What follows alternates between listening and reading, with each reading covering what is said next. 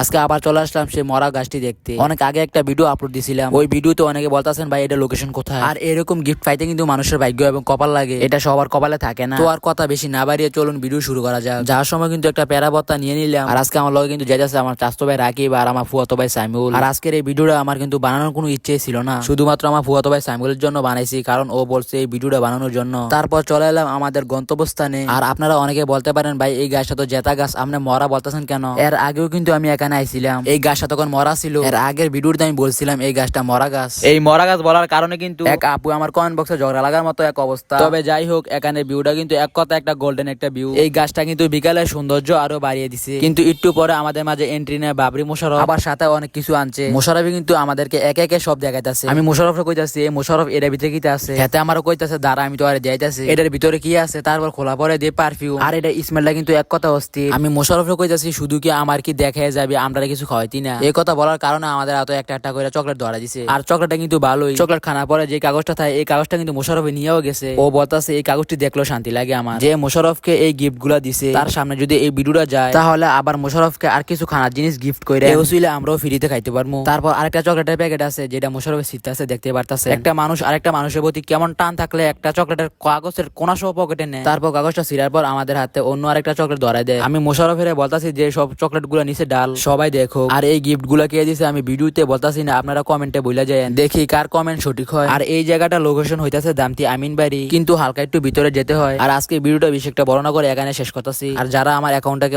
Follow করতেছে না তাদেরকে টিপ দিয়ে ফলো করে দেয়। আর আজকের জন্য আমি শারফিন এখানে বিদায় নিলাম, আবারও আপনাদের মাঝে দেখা হবে অন্য একটা ভিডিও নিয়ে।